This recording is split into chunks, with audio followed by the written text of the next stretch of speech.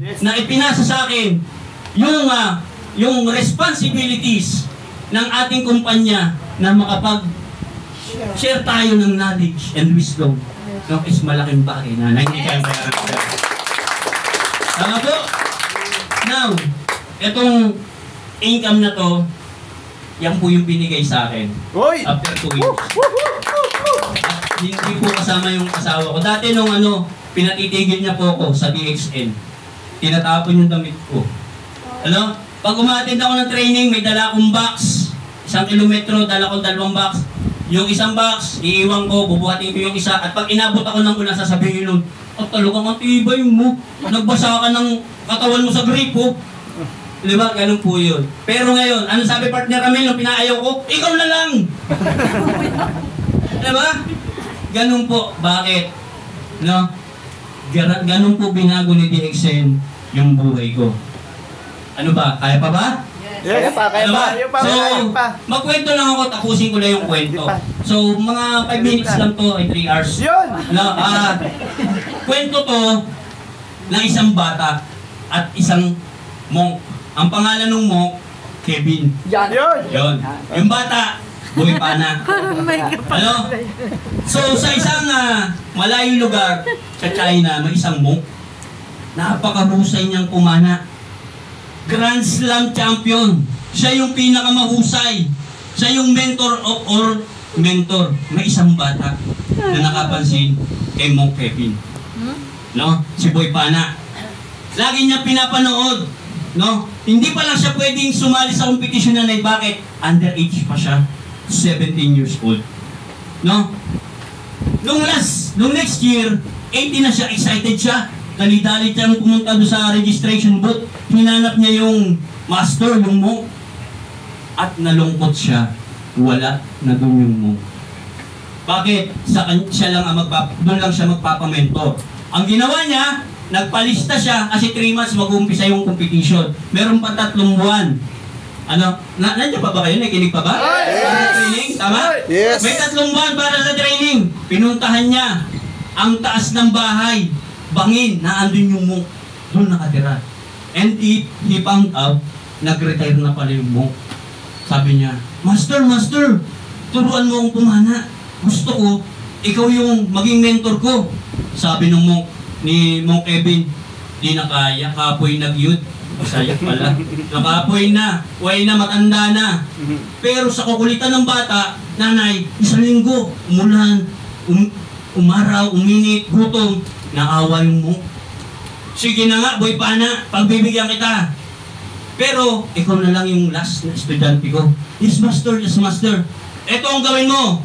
Unang buwan, gumanyan ka. Yun lang, master. Sabi niya, yes, master.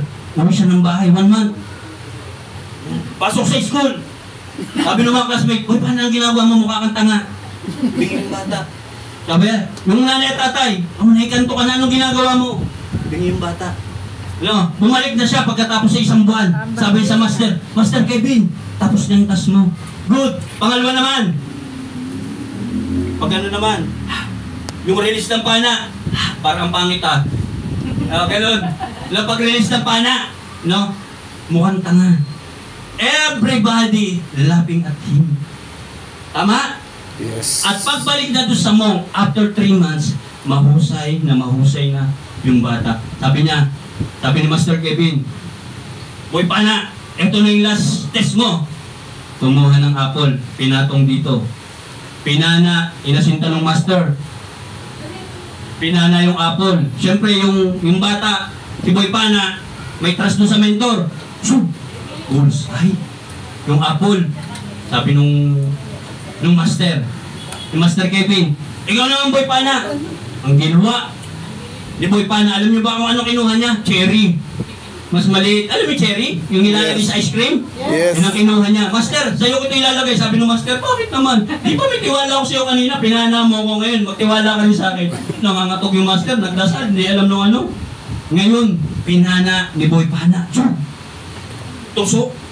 Sabi ng master, ikaw na ang pinakamahusay na mamamana sa buong China. Sabi niya ganun. humayo ka na, lumakad ka na, mahusay ka na. Parang nababasa na yung mic. Mahusay ka na. Ano? Sabi ka nun, bumaba na si Boy Pana. Ano? Pero, naisip niya, hindi pa ako magaling. Binalikan niya yung bong, Ma'am Franz. Pagbalik niya sa bong, turuan mo ako, Master, turuan mo ako. Wala na akong may tuturo sa'yo, magaling na ako. Magaling ka na. Hindi, meron pa. Bahala ka niya sa buhay mo. Umalis si Mong Kevin. Nung si Master Kevin umalis, ang ginawa ni Boy Pana, yung talsik lumalaway no ate. Inasinta niya. Ano? Pagtalikod ni Mong Kevin, inasinta ni Boy Pana. Pinana niya yung master niya. Partner, pinana niya si Mong Kevin. Sabi nung mentor, nung Mong, sinano yung pana? Parang kungpo lang. Di ba? Sabi ni Boy Pana, hindi ko alam niya. Tama? Turo mo sa akin yun. iPhone 10. Di ba? Ang ibig sabihin po nun, anong moral story ng kwento? Bukod sa mahaba, mataas yung bundok, ano yung moral story ng kwento? Never stop learning. Yes. Diba? You have to humble down. Bakit siya nagdaya mo din 2 months, 3 months? Nakinig po siya. Sa bus vendor. Yes! Napaka-humble, nagmumotor mag-isa. Tama? So, dito po sa DXN, hindi una-una. Umapit ka lang. Yes! Mangarap ka lang. At by the help of our mighty God, baka ikaw na yung susunod na mapakinggan ang kwento mo dito. Yes! Yes! Salamat po. Good morning.